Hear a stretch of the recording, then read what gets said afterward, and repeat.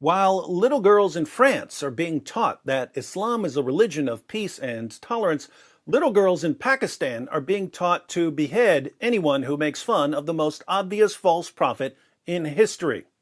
Ex-Muslims of North America shared a video of a Muslim girls' school in Pakistan where Muslim girls are learning how to respond to criticism the Islamic way. Let's check it out.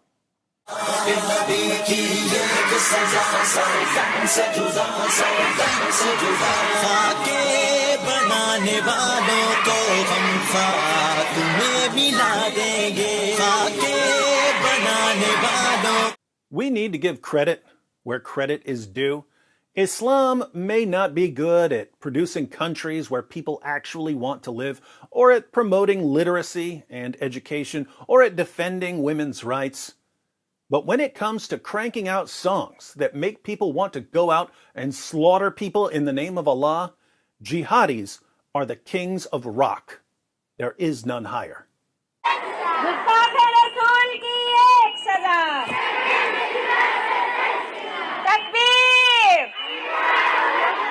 Their lips are saying decapitate, decapitate, but their hearts are saying love, love. ए अबू लहब के पैरोकारों, तुम खाके और cartoon क्यों बनाते हो? आओ मर्दों की तरह मैदान में उतरो, फिर देखो कि आका इनामदार के गुलाम कैसे होते हैं. They call anyone who defends cartoons of Muhammad followers of Abu Lahab. Abu Lahab was one of Muhammad's uncles and one of his biggest critics. He knew that Muhammad was an impostor and a false prophet. So calling people followers of Abu Lahab isn't exactly an insult. It's strange, though, that they tell French leaders to come and face them like men. Do they really think that Emmanuel Macron is going to assemble an army and attack a girls' school in Pakistan? Be realistic, ladies. It's jihadis who target schools, not Frenchmen. अभी तुम्हारा एक शख्स जहन्नुम Vasil हुआ है. अभी तो हमारे सीनों में आग दहक रही है. तुमने मोहम्मद अरबी सल्लल्लाहु अलैहि वसल्लम के गुलामों को ललकारा है. इब्तिदा तुमने की है, इंतहा अब हम करेंगे. हमारे गर्म खून अपने नबी की शान पर फिदा होने के लिए बेताब है. Our blood is desperate to flow for the sake of our prophet. Muhammad, who had sex with a prepubescent girl and produced a religion that has been promoting pedophilia for 14 centuries, now has a bunch of prepubescent girls saying how desperate they are for their blood to flow for him. How sick and twisted can a religion be? हम हर बात बर्दाश्त कर लेते हैं, मगर हमारे नबी पर बात आना हमारे लिए जिंदगी या मौत का मामला बन जाता है. हम तब तक आराम से नहीं बैठेंगे जब तक तुमसे इस गुस्ताखी का बदला न ले लें. We will never stop until we exact revenge for your insult. Notice, it never occurs to anyone to step in and say, excuse me, do you really think we should be brainwashing little girls into dedicating their lives to slaughtering people over cartoons? Everyone seems to think this motivational speech is right on the money. But not to worry. If we keep telling ourselves that the only problem with Islam is a tiny minority of extremists, maybe we can avoid some of the violence until all the children who are being raised as jihadis grow up and slaughter our children and grandchildren in the name of Allah. हमें मोहम्मद अरबी के मुबारक हाथों से जामे कौसर पीना है इंशाअल्लाह. फराज समेत तमाम मुस्लिम दुश्मन अनासिर को अब ये बात पल्ले से बांधनी होगी कि तुम्हारी तरफ से जिस आग के शोले मशरिक में फेंके गए हैं, अब मगरिब की तरफ चलती हवाएं उन्हें तुम्हारे दरवाजे तक ले गई हैं.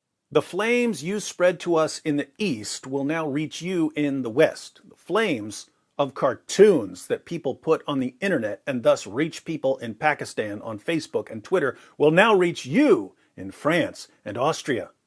But the flames that reach the west won't be cartoons. The flames that reach the west will be jihadis slaughtering Christians in church and slaughtering random people out for a meal. Once again, we see that Islam has a perfectly functioning moral compass. क्या ऐसा मुमकिन है कि मुसलमान का लहू रंग न लाए? क्या ऐसा मुमकिन है कि मगरिब हमें बेअमन करे और खुद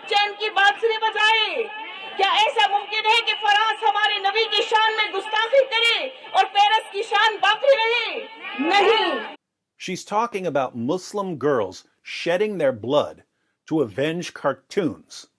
Here again, it doesn't occur to anyone to step in and say, "Excuse me again, I may be new here, but should we really be brainwashing little girls into going out and getting themselves killed over some cartoons?" Everyone at the school and all the parents seem to think that this is perfectly normal. Why?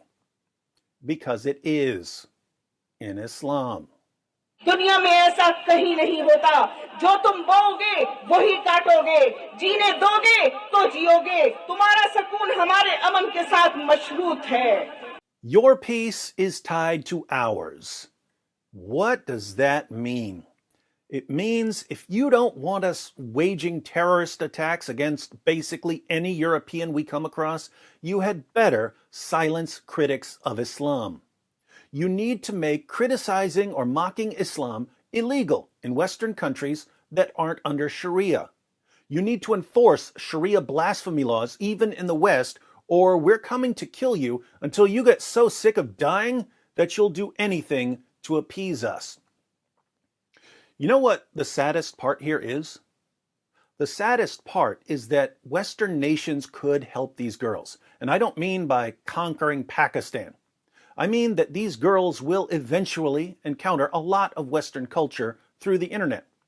We could help them by showing them that their goal in life shouldn't be to shed their blood for the most obvious false prophet in history.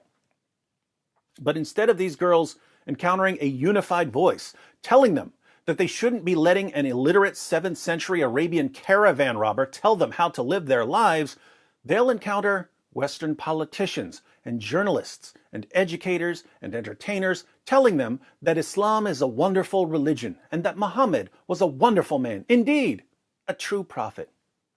And all this will do is reinforce what their teachers have been telling them all their lives.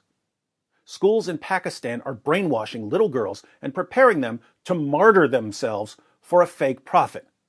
We respond by praising and honoring the religion that promotes the brainwashing and the martyrdom.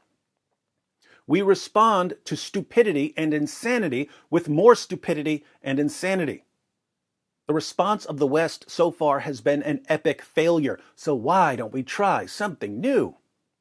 How about we respond to stupidity and insanity with a relentless presentation of the facts that prove conclusively that Muhammad was a false prophet?